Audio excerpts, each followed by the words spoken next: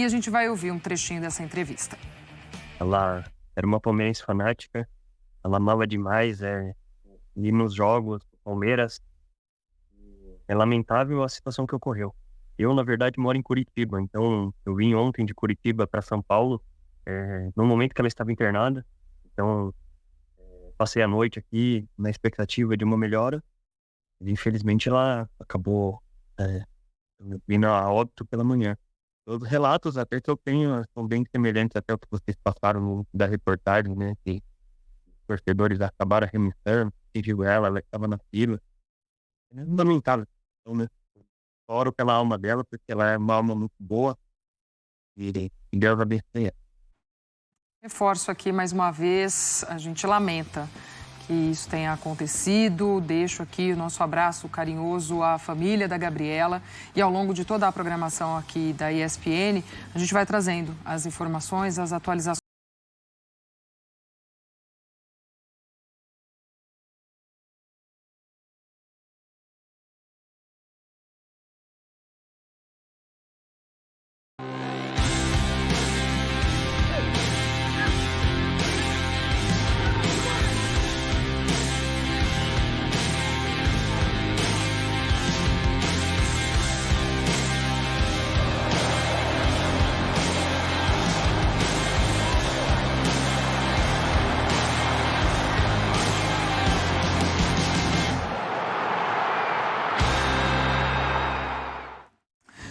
A gente vai falar de gente chegando ao Flamengo, mas também de quem está saindo. Números de Vidal com a camisa do Flamengo: 51 jogos, 24 como titular, um aproveitamento de 63,4%, 2 títulos, 2 gols e 3 assistências. E por que falar de Vidal? Notícia fresquinha: está acertado com o Atlético Paranaense. Novo reforço do Furacão, Arturo Vidal, saindo do Flamengo e indo para o Atlético. Você já confere lá no nosso site espn.com.br todas as informações para você dessa chegada de Vidal ao Furacão. Né? Sim, numa segunda tarde. Vamos surpreendidos. Essa é a informação. E o Pedro Henrique Torres chegando aqui também ao nosso Sport Center para comentar essa situação do Vidal e depois falar um pouquinho de mais novidades chegando ao Flamengo. Tudo bem, Pedro? Um beijo para você, bem-vindo. Tudo bem, Glaucia? Um beijo para você aí, abraço ao Renato, todos os amigos do Sport Center. Pois é, a gente estava preparadinho aqui para falar sobre a chegada do Alan, né? Agora apresentado oficialmente nessa segunda-feira e tudo mais lá no Ninho do Urubu.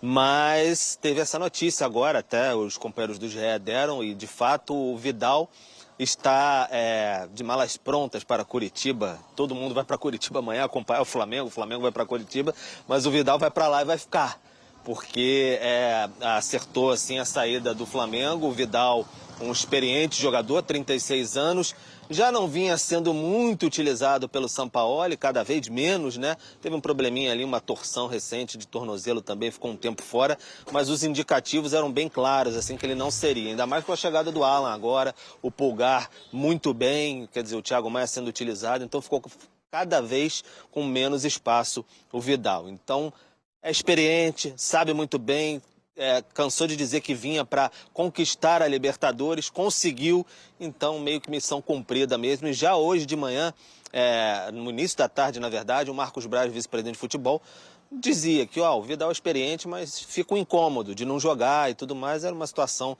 já meio encaminhada de fim de casamento mesmo. Então o Flamengo resolve essa situação e até um alívio assim na folha salarial, porque o Vidal tinha contrato até o fim do ano. Então era um peso muito grande, um dos maiores salários ali, bem no topo mesmo da folha salarial do Flamengo. Bom, dito isto, chegou o Alan, camisa 21, uma homenagem ao Lucas Leiva, que até se aposentou esse ano, foi companheiro dele, apresentou o mundo do futebol europeu para ele lá no Liverpool. Ele ficou até assim emocionado falando do Lucas Leiva, que foi um jogador que ajudou bastante ele. Então ele falou demais sobre o Lucas Leiva e por isso vai utilizar a camisa 21 no Flamengo em homenagem a ele. O Alan falou bastante também sobre a alegria de chegar ao Flamengo, virou até meme, né? Sempre sorridente, muito sorridente, o sorriso escancarado dele ao chegar ao Ninho do Urubu. está preparado, relacionado, vai para o jogo nesta quarta-feira em Curitiba e falou um pouquinho sobre essa relação com o Sampaoli. Afinal, jogou com ele no Atlético e o Sampaoli ficava ligando para ele, conversando, convencendo a ele vir logo para o Flamengo. A gente acompanha o Alan agora falando sobre isso. Cara, é um treinador que eu admiro muito, né? Tive a possibilidade de trabalhar com ele em 2020 e me ensinou muito, aprendi muito com ele. E tá tendo a oportunidade de trabalhar de novo, tá sendo espetacular. E sou fã dele, eu não tenho o que falar. Eu defendo quando fala mal, se alguém falar mal eu vou defender. Mas vim pra somar, cara. Ele sabe do meu potencial, eu sei o que eu posso oferecer pra ele. E eu acho que vai ser uma combinação boa, Sampaoli, Alan e Flamengo e todo o time. Sim, a gente teve alguns contatos, sim. Ele ligava perguntando como que estava a lesão, parte física que eu estava fazendo, né? E vocês conhecem São Paulo é acelerado. Aí teve um dia que ele ligou e falou, e aí, não vai vir? Eu falei, vou.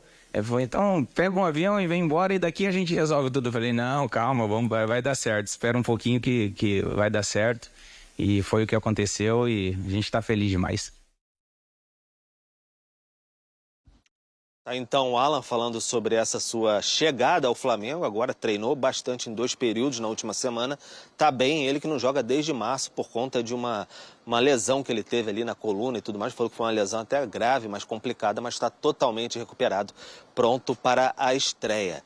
Não podia ser diferente, foi assunto lá no Flamengo essa questão, esse episódio muito infeliz que aconteceu no fim de semana no Allianz Parque, a morte de uma torcedora, enfim, muito lamentado também. O Flamengo divulgou uma nota nas suas redes sociais se solidarizando com a família, cobrando investigação, punição aos responsáveis sobre esse assunto. E o Marcos Braz, vice-presidente de futebol, foi perguntado sobre isso, aí foi informado que o Flamengo tinha divulgado uma nota, ele nem sabia exatamente qual tinha sido essa nota, mas ele falou, não, eu quero me pronunciar. Aí ele falou um pouquinho também sobre esse tema e a gente ouve agora. É lamentável, uma tragédia, mas eu acho que vai precisar acontecer tragédias ainda maiores para se ter uma mudança de lei em que se resguarde também dirigentes, também torcedores. Em situações dessa, menina tá assistindo seu jogo, compra o ingresso, tá dentro de todos os processos ali, toda a situação de segurança que é previsto, né? E mesmo assim acontece uma situação dessa. Assim, é lamentável, a gente fica muito triste.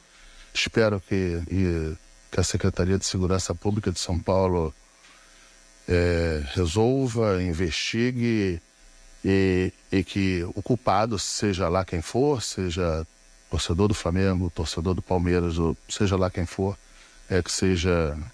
que pague pelo que fez. Tá, então o Braz falando sobre essa situação. Na coletiva também, o Bruno Spindel, o diretor de futebol, fez um pronunciamento forte contra a arbitragem, enfim, segue a questão de bastidores ali sempre muito forte, aqui até a gente entende que acirra bastante os ânimos nessa questão. O Flamengo informou hoje que o Bruno Henrique teve um estiramento dos ligamentos ali do joelho esquerdo, tornozelo, depois de sofrer entorse, tanto no joelho quanto no tornozelo esquerdo. E aí ele vai ficar, o prazo, pelo que a gente apurou, de 3 a 4 semanas afastado. O tratamento é com fisioterapia, mas pela imagem parecia algo até pior. Inicialmente o Flamengo achava que era só um susto ali, mas fez os exames e aí de fato teve um probleminha, um estiramento no ligamento. Fica esse tempo afastado, deve perder até o primeiro jogo das oitavas de final contra o Olímpia da Libertadores, né? Então um desfalque problemático aí para o Sampaoli, já que vinha muito bem o Bruno Henrique e arrematando Claudinho. O Flamengo ainda busca acordo com esse jogador, fez ali uma oferta de em torno de 15 milhões de euros para chegar com bônus e tudo mais a 15 milhões. Os russos disseram não. O Flamengo ainda tenta esse jogador, sabe que precisa de paciência para conseguir. Vidal, minha gente, no Atlético Paranaense. Será que ele vai pegar uma carona nesse voo mesmo do Flamengo? Já fica por lá, né? Já estava constando, acho que essa passagem não, né? Não estava sendo usada, mas... Uma troca de camisa só. Escuta, eu não posso pegar uma caroninha? Acho que é isso. Vai com a delegação, já manda a mudança. Chamou atenção, né? Porque foi no meio do programa, não teve burburinho nenhum antes disso. Muito se falava dele voltando pro Chile. Enfim, eu acho que pro Flamengo, ótimo.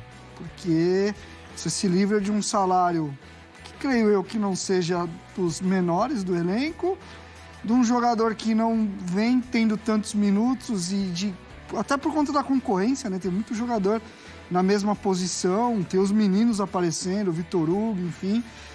Acho que pro Flamengo, uma boa se desvencilhar desse problema, porque ele começou também a dar enrosco, com livezinha. O Vidal foi aquele crush que você sempre quis, que você sempre tentou a vida inteira, mas aí quando acontece... Não acontece.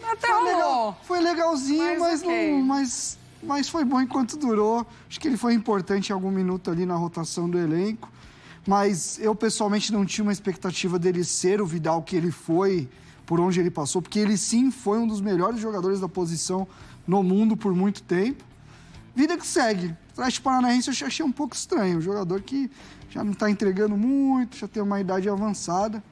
Vamos ver como é que vai ser lá na Arena da Baixada. No mínimo arriscado, né? De você contratar um jogador que já dava ruído. Ele chega, é um jogador importante, ainda que tem essa questão de idade, não rendeu aquilo que se esperava, até porque a idade também não deixaria, mas estou curiosa. Agora eu confesso que eu estou muito mais curiosa do que qualquer outra coisa, viu, Glaucio? Não havia, lógico, essa ilusão de que fosse o Vidal do auge de seleção chilena e de tudo mais, né? Já nessa reta final de carreira. Mas, enfim, tá aí agora como reforço no Atlético Paranaense para a gente observar. E o Alan chegando ao Flamengo, Nath. Mais um reforço já apresentado. Esse eu acho que chega para ser titular. Olhando para o que tem, Thiago Maia não está tão bem assim, o Pulgar jogando bem, mas a gente está falando de um processo defensivo, de recomposição do Flamengo que tem tido dificuldades. Em alguns jogos tem tido dificuldades. Ele é um reforço que eu acredito que chega para segurar a bronca ali, para ajudar nessa composição defensiva principalmente. Rei, o que a gente tem aí na análise, hein, nesta partida de Palmeiras e Flamengo no fim de semana? Falar de bola um pouco, né? Infelizmente, a gente, uma segunda-feira triste, mas teve um jogo que foi um bom jogo e aqui eu trouxe lances, né? Com gols dos dois times, também com outros tipos de lance, mostrando o que foi um pouco da característica do jogo em termos estratégicos, em termos do que cada treinador pensou. Primeiro, o Palmeiras mostrando muito do que é o forte desse Palmeiras, né? De um time vertical, com ataques rápidos, de um time que é muito estimulado a jogar para frente, a buscar sempre avançar o campo o mais rápido possível. Vamos lá. Tipo de câmera que a gente gosta, o Allianz, inclusive, agradecer sempre o Cinegra aqui, que aumenta bastante e afasta para a gente ver taticamente melhor o jogo, a imagem mais aberta. E aqui no primeiro lance a gente já vê um comportamento muito claro nos zagueiros do Palmeiras. Recebeu com espaço, avança, conduz a bola, faz o jogo para frente. O Luan recebe, levanta a cabeça e vê que neste momento ele não tem opção entre linhas. Ele tem aqui o Gerson fechando muito bem o passe no Arthur, aqui o Mike bem espetado. É legal a gente ver no Palmeiras essa amplitude, né? Como o time tem aberto muito campo. Aí o Luan faz o certo. Baixou, não deu certo, dá no menino. Agora sim, aqui, o Cebolinha fica na dúvida entre fechar por fora ou por dentro. Para mim não tem que ter dúvida. Você fecha por dentro, a bola entrar por fora é menos arriscado. Então tinha que ter fechado esse passe. E agora o menino faz o trabalho que aí sim, a gente fala, o entre linhas, né? Você pega entre as duas linhas, acha o Arthur. Aqui tem uma situação do lateral aqui, não sei se eu vou, se eu fico, se eu pego ali, se eu cubro o meu espaço. E aqui desarma todo o time do Flamengo. Acelera, bola rápida já para o Mike. Todo mundo, é o que a gente falou, da amplitude, mas todo mundo pisando e afunilando. Olha o movimento do Dudu, como é importante o extremo do lado oposto da jogada. Pisar na área para finalizar, vai no espaço, Palmeiras preenchendo bem a área, 1, 2, 3, 4 jogadores chegando, e tem mais chegando ainda, para a gente até olhar no fim da jogada.